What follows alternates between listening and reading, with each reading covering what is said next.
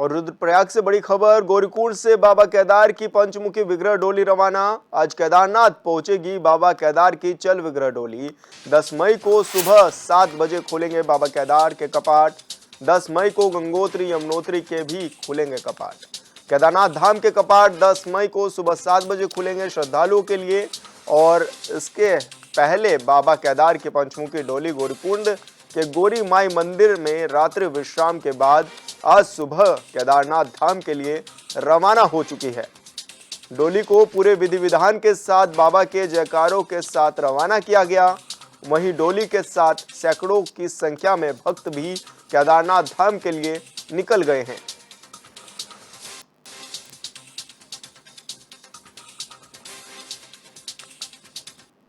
और संवाददाता हिमांशु गौड़ हमारे साथ लाइव जुड़ चुके हैं। हिमांशु, चारधाम यात्रा की तैयारियां पूरी हो चुकी हैं और केदारनाथ में खासकर पुख्ता इंतजाम किए जा रहे हैं ताकि यात्री जब यहां पर आए तो किसी तरह की परेशानियों का सामना ना करना पड़े। तो ऐसे में क्या माने, क्या किस तरह की तैयारियां देखी जा रही हैं अभी केदारनाथ में और साथ ही चारधाम यात्रा को लेकर के? जी बिल्कुल विशाल, देखिए क्योंकि अब कल सुबह जिस पल का सभी को इंतजार था वो पल आ गया है। कल सुबह 7 बजे बाबा केदार के कपाट खुलना है। इसी के साथ ही यमुनोत्री और गंगोत्री धाम के भी कपाट खुलना है। इस प्रकार से 4 धाम यात्रा कल से शुरुआत हो जाएगी। 3 धामों के कपाट कल खुलने हैं और ऐसे में विशेष फोकस जो केदारनाथ धाम के लिए होता है वो पुख्ता इंतजाम कर दिए गए हैं। कल जब हम भाजपा के पदाधिकारियों से हमने बात की तो उन्होंने कहा कि इस बार अतिरिक्त सफाई कर्मचारी 700 अतिरिक्त सफाई कर्मचारियों की नियुक्ति के साथ ही जो केदारनाथ पैदल राजमार्ग है वो उसको 4 से 5 फीट तक चौड़ा करने के साथ ही घोड़े खच्चरों के स्वास्थ्य की पूरी व्यवस्था और उनकी जाँच के लिए लेकर, चाहे ड्राइवरों की अगर मैं बात करूँ, ड्राइवर और कंडक्टर जो बस चालक होंगे उनके नेत्रों का परीक्षण हो, BP की जाँच हो, तमाम ऐसी सुविधाएँ जो है स्वास्थ्य सुविधाएँ जो है केदारनाथ यात्रा के लिए इस बार तैयार कर दी गई हैं। केदारनाथ में पार्किंग के लिए 20 पार्किंग स्टैंड इस बार और बनाए गए हैं। सोनप्रयाग में जो है पार्किंग का जो निर्माणाधीन कार्य था वो लगभग पूरा हो गया है। ऐसे में हजारों की संख्या में जो वाहन हैं वहाँ पर पार्किंग करने के लिए सुविधा अब उपलब्ध करा दी गई है। गौरीकुंड और सोनप्रयाग से और गौरीकुंड तक के बीच के जो शटल सेवा जो वाहन हैं उनका भी पंजीकरण कर दिया गया है। और वहाँ से जब आदमी गौरीकुंड में अपना निजी वाहन खड़ा करके गौरीकुंड से आगे बढ़ता है तो उसके बाद शटल सेवा के जो वाहन हैं उनका पंजीकरण पूरा कर लिया गया है। और ऐसे में यात्रा की जो तैयारियां हैं वो लगातार पूरी कर दी गई है। स्वास्थ्य महकमा हो, चाहे पर्यटन विभाग हो और आपदा प्रबंधन विभाग हो, तमाम तरीके जो विभाग हैं वो लगभग अपनी पूरी तैयारी में हैं। और सभी ने, क्योंकि शुरुआती 15 दिन में हमने देखा है कि यात्रा के 15 दिन मुख्यमंत्री जी ने जो है VIP दर्शन पर पाबंदी लगा दी है, तो ये कहीं ना कहीं एक सराहनीय फैसला उत्तराखंड सरकार का कहा जा सकता है। क्योंकि जिस प्रकार से होड़ शुरुआती दिनों में भक्तों की लगी रहती है दर्शन के लिए, वो इस बार देखने को मिलेगी। और ऐसे में VIP दर्शन अगर बंद हैं तो ये कहीं ना कहीं एक सुविधाजनक कार्य उत्तराखंड सरकार का है। इसी के साथ ही 4 धाम यात्रा से जो है वनाग्नि की घटना ना हो, इसके लिए उत्तराखंड सरकार ने पिरूल हटाने का जो कार्यक्रम बनाया है कि जो है 4 धाम यात्रा राजमार्ग पर जितने जगह पिरूल बिखरा होगा उस सबको साफ किया जाएगा। इस पर भी विशेष फोकस उत्तराखंड सरकार दे रही है। तो तमाम तरीके की हम मान सकते हैं तैयारियां पूरी कर ली गई है। हालांकि शुरुआती जब यात्रा शुरू होती है तो शुरुआत के दिनों में ज़रूर कुछ ना कुछ समस्याएं थोड़ी बहुत आती हैं, लेकिन जब यात्रा अपने चरम पर होगी, यात्रा जून में 15 तक जब अपनी पीक पर पहुंचेगी, तो ऐसे में 4 धाम यात्रा की जो तैयारियां हैं वो लगभग पूर्ण कर दी गई हैं। और उत्तराखंड सरकार जो है इस बार कह भी रही है कि जो यात्रा है वो विगत पिछले सालों का, कई सालों का रिकॉर्ड इस बार तोड़ने जा रही है। अच्छा हिमांशु, चल विग्रह डोली जो बाबा केदारनाथ की है वो भी रवाना हो गई है, वो भी केदारनाथ धाम में पहुंचेगी। तो किस तरह की तैयारियां हैं, किस तरह का लोगों में उत्साह भी है डोली को लेकर के?